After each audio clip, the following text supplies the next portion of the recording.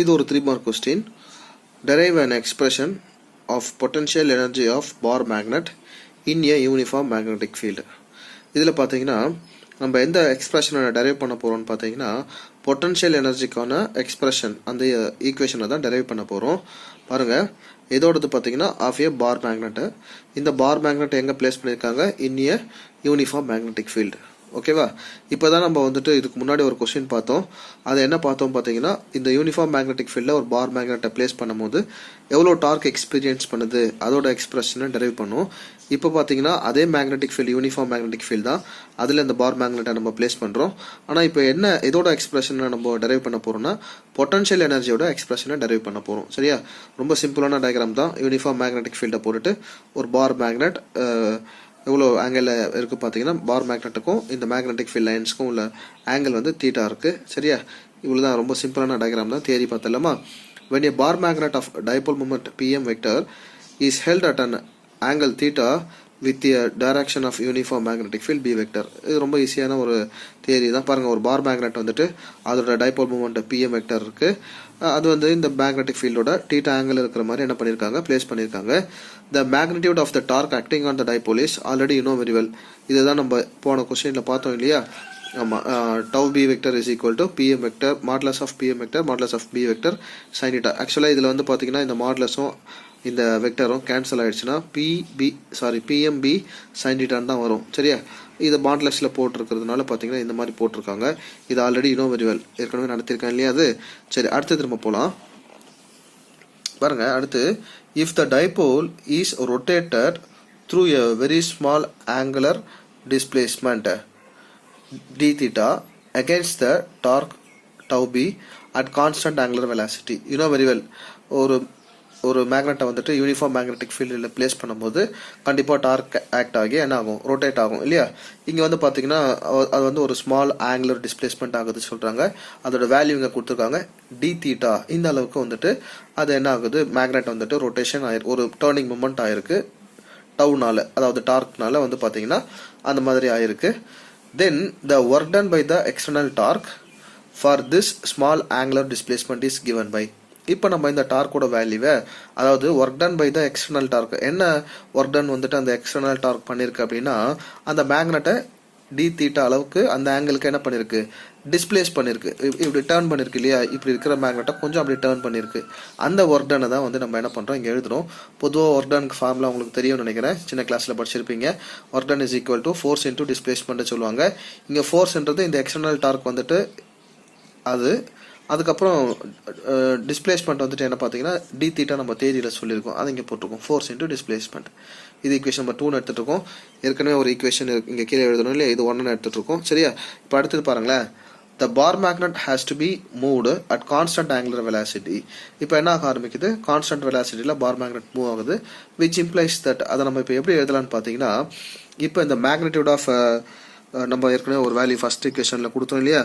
magnitude of the torque acting on the dipole ante இந்த magnitude of torque இந்த external dark act ஆகிறது ரெண்டுமே எப்படி இருக்கும்?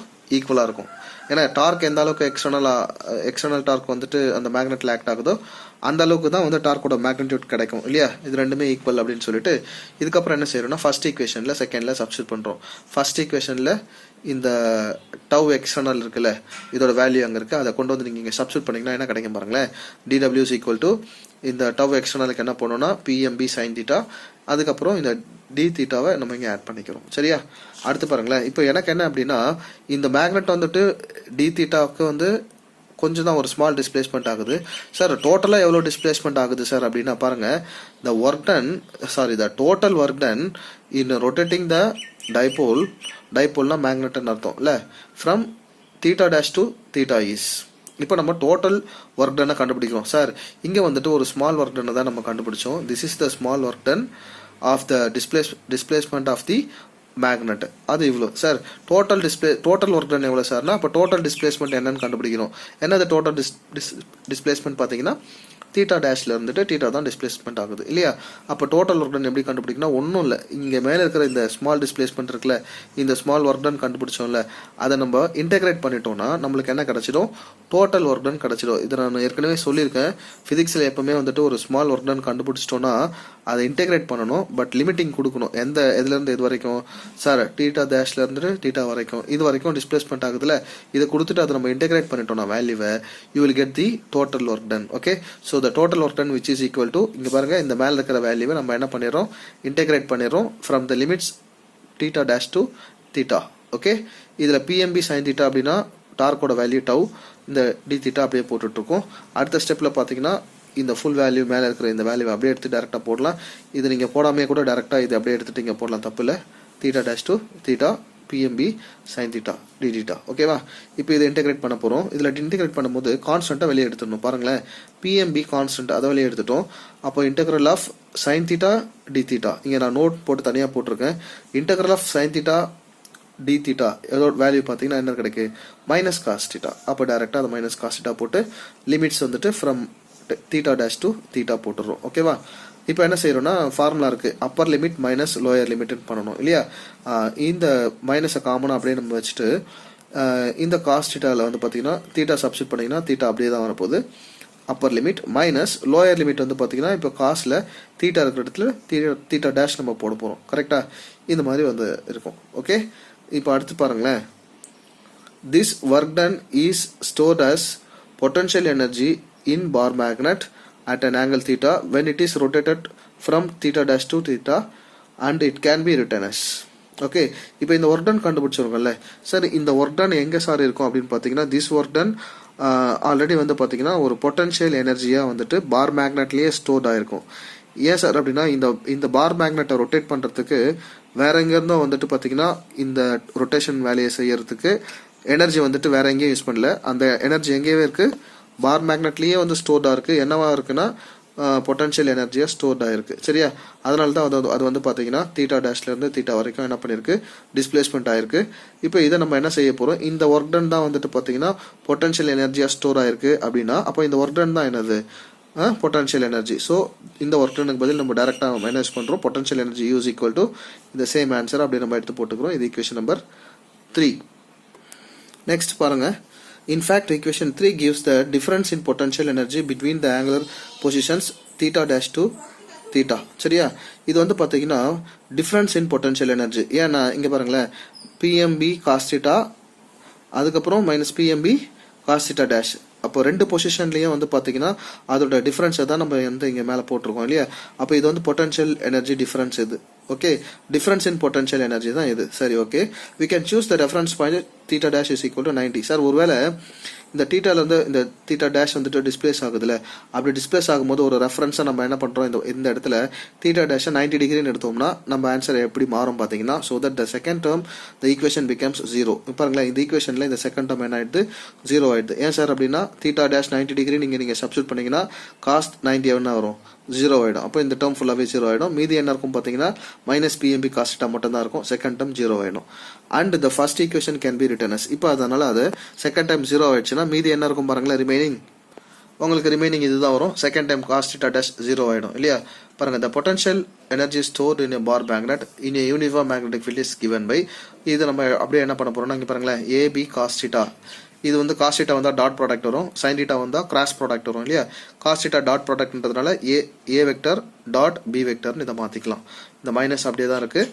ஏபி காஸ் தீட்டாக்கு பதில் இதோட எக்ஸ்பான்ஷன் ஏபி காஸ் தீட்டானா A vector dot B vector தானே. அப்போ PM vector dot B vector, இது நம்ம இந்த மாதிரி மாற்றிக்கிறோம். நெக்ஸ்ட் கேஸ் 1 கேஸ் 2 இருக்குது. என்ன பார்த்தீங்கன்னா ரொம்ப ஈஸியானது அது. கேஸ் 1ல என்ன பண்ணுறோம், சப்போஸ் தீட்டா வந்து 0 டிகிரியாக இருந்தால் என்ன ஆகும் நம்மளோட ஆன்சர், ஈக்குவேஷன் 4 வந்து எப்படி மாறும்னு பாருங்களேன். அப்போ 0 வந்தால் காஸ் 0 என்ன ஆகிடும்னா 1 ஆகிடும்.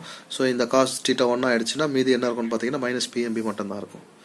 அதே வந்துட்டு கேஸ் 2ல ஒருவேளை தீட்டா வந்துட்டு 180 டிகிரியாக இருந்தால் காஸ் 180 வந்து பார்த்தீங்கன்னா -1. ஸோ இந்த இடத்துல காஸ் தீட்டா -1 ஆயிடுச்சுன்னா இந்த மைனஸ் ப்ளஸ் ஆகிடும். அப்போ லாஸ்ட் ஆன்சர் நமக்கு ப்ளஸில் கிடைக்கும் பிஎம்பின்ட்டு. சரியா, இப்போ இந்த ரெண்டு ரிசல்ட்டை வச்சுட்டு நம்ம இந்த ரெண்டு ஈக்குவேஷன் வச்சுட்டு ஒரு ரிசல்ட்டை சொல்கிறோம் பாருங்களேன். We can infer from the above two results the potential energy of the bar magnet is maximum when it is aligned along the external magnetic field. புரியுதா? பாருங்க, இந்த potential energy of the bar magnet வந்துட்டு எப்போ minimum ஆகுது பார்த்தீங்கன்னா, அந்த magnet வந்துட்டு magnetic ஃபீல்டோட எப்படி இருக்கணும், அலாங் தி டைரக்ஷன். அப்படின்னா என்ன அர்த்தம்னா, அதோட டைரக்ஷன்லேயே பேரலாக இருக்குது அப்படின்னு அர்த்தம். சரியா? மேக்னெட் வந்துட்டு மேக்னெட்டிக் ஃபீல்டோட டைரக்ஷன்லேயே இருந்துச்சுன்னா நம்மளுக்கு பார்த்தீங்கன்னா அதோட வேல்யூ வந்து மினிமம் ஆகிடும். அதுதான் நம்ம இங்கே சொல்லியிருக்கிறது. 0 டிகிரியாக இருந்தால் இங்கே பாருங்கள், 0 டிகிரி அப்படின்னா என்ன அர்த்தம்னா மேக்னெட்டும் மேக்னெட்டிக் ஃபீல்டும் சேம் ஆங்கிள் இருக்குது. சேம் ஆங்கிள் இருந்துச்சுன்னா ஆங்கிள் டிஃப்ரென்ஸே இருக்காது இல்லையா? அப்போ தீட்டா 0ன்னு கிடைக்கும். அப்போ வந்து வேல்யூ என்ன ஆகிடும், மைனஸில் இருந்துச்சுன்னா மினிமம் ஆகிடும். அதுதான் நம்ம மினிமம் சொல்லியிருக்கோம். சரி சார், எப்போ சார் வந்துட்டு மேக்ஸிமம் ஆகும்னு பார்த்தீங்கன்னா பாருங்கள், maximum when the bar magnet is aligned anti parallel to the external magnetic field. Anti பேரலாம் என்ன அர்த்தம்னு தெரியுமா? இந்த டயக்ராமில் நீங்கள் பார்த்தீங்கன்னா பாருங்களேன், மேக்னெட்டிக் ஃபீல்டு வந்துட்டு நம்மளுக்கு இந்த டைரக்ஷனில் இப்படி இருக்குல்ல. அப்போ இந்த மேக்னெட்டை என்ன செய்யணும், அப்படியே ஆப்போசிட்டை இப்படி இந்த டைரக்ஷனுக்கு ஆப்போசிட்டில் கொண்டு வந்துடணும். இதுதான் ஆன்டி பேரலல். இப்போ ஃபர்ஸ்ட் நம்ம கேஸில் என்ன பண்ணணும்னா, இந்த மேக்னெட் இப்படி வந்துருச்சு. அப்போ theta is equal to 0 along the direction சொன்னோம். இப்போ எப்படியே என்ன பண்ணிடணும், ஆப்போசிட் டைரக்ஷனில் இப்படி மாற்றிடணும். ஆப்போசிட் டைரக்ஷனில் வச்சுட்டிங்கன்னா அப்போ தீட்டா இஸ் ஈக்குவல் டு என்ன கிடைக்கும் பார்த்தீங்கன்னா 180 டிகிரி வரும். தீட்டா 180 டிகிரினா காஸ் 180 -1 வரும். அப்போ வந்து பார்த்தீங்கன்னா இது ப்ளஸில் வரும். ப்ளஸில் வந்தாலே வேல்யூ மேக்ஸிமம் தானே. அதனால தான் பார்த்தீங்கன்னா பாருங்கள், maximum when the bar magnet is aligned anti parallel to the external magnetic field. அதுதான் வந்துட்டு இந்த ரெண்டு ரிசல்ட்டும் நம்மளுக்கு தியரியில் சொல்லுது. ஓகே, தீட்டா ஈக்குவல் டு 0னா என்ன அர்த்தம், மேக்னெட்டும் மேக்னெட்டிக் ஃபீல்டும் சேம் டைரக்ஷனில் இருந்தால் மினிமமில் கிடைக்குது பொட்டன்ஷியல் எனர்ஜி. அதே வந்து இந்த பார் மேக்னெட்டும் மேக்னெட்டிக் ஃபீல்டும் வந்து பார்த்தீங்கன்னா ஆன்டி பேரலில் இருந்துச்சுன்னா, ஆன்டி பேரல்னா 180 டிகிரி வரும். அப்போ வந்து நம்மளுக்கு பொட்டன்ஷியல் எனர்ஜி ப்ளஸில் கிடைக்குது. தட் இஸ் மேக்ஸிமம் ஆகிடுது. அதுதான் நம்ம ரிசல்ட்டில் சொல்கிறோம். Thank you students.